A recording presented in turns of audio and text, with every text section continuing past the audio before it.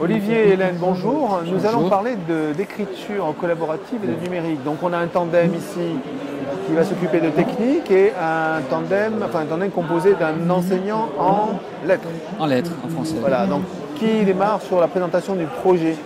Qui a eu l'idée en fait? C'est une idée qu'on a eue ensemble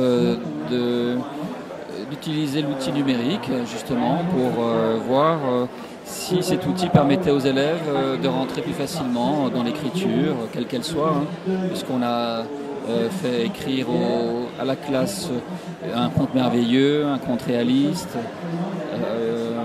de la poésie, une scénette de théâtre. Donc on a essayé de varier aussi les supports. Hélène, tu peux parler des supports? On a utilisé l'environnement numérique éducatif Atrium. C'était un point d'accès en fait à plein d'autres outils. On a utilisé un wiki sur Moodle, donc d'écriture collaborative à 3 ou à 4. Ensuite, on a aussi utilisé le wiki d'Atrium. On a leur fait déposer des documents. Ah oui, on a travaillé aussi dans Folio, là c'était en individuel. Donc, pas mal de supports comme ça. Ils ont eu aussi à déposer leurs nouvelles, donc on a des nouvelles de science-fiction dans Atrium, à voter ces nouvelles. Ils les ont lues, découvertes. Je vais te laisser un petit peu. Ils les ont donc.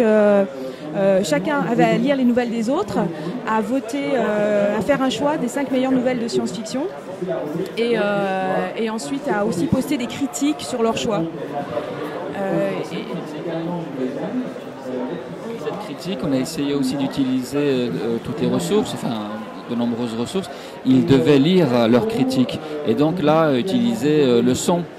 Ils devaient donc lire et s'enregistrer à la maison et ça a donné vraiment des lectures assez réussies. Et par rapport aussi au projet de science-fiction, on a essayé de travailler en interdisciplinarité, on a essayé de mettre ça sur le site Atrium et ça permettait aux collègues justement de voir comment les élèves évoluaient dans leur écriture. Et on s'est rendu compte que vraiment tous les élèves participaient en fait, même des élèves plus en difficulté ont profité de l'aide apportée, de la collaboration apportée par leurs autres camarades. Et le fait qu'ils pouvaient aussi travailler à la maison, ça leur a vraiment plu en fait de toute cette interactivité. Le fait d'utiliser le numérique a apporté quand même un plus, leur a donné envie d'écrire, on pense.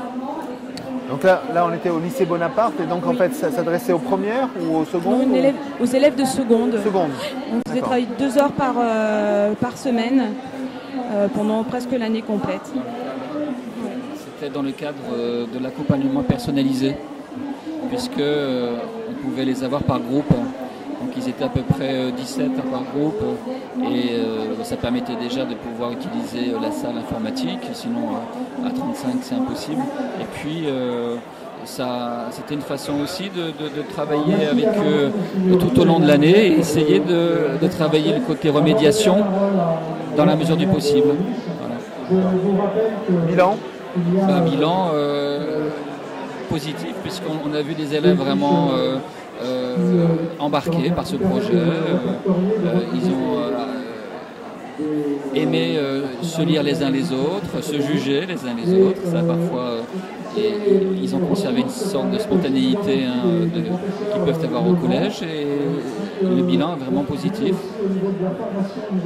Et alors le fait que vous ayez travaillé en tandem avec référent numérique, enseignant SVT pour le côté science-fiction, est-ce que c'était nouveau dans les pratiques ou est-ce que c'était fait avant? Alors c'était pas nouveau dans les pratiques, pour l'avoir déjà fait pendant 4-5 ans, mais avec justement cet outil numérique et de l'avoir fait durant toute l'année, avec le soutien d'Hélène Tisseur, parce que tout seul je ne serais pas parvenu, parce qu'il y avait souvent des problèmes à gérer et c'est pour ça que de l'avoir fait tout au long de l'année justement, ça nous a permis de creuser un peu plus et mener à bout tous ces travaux d'écriture. Ouais.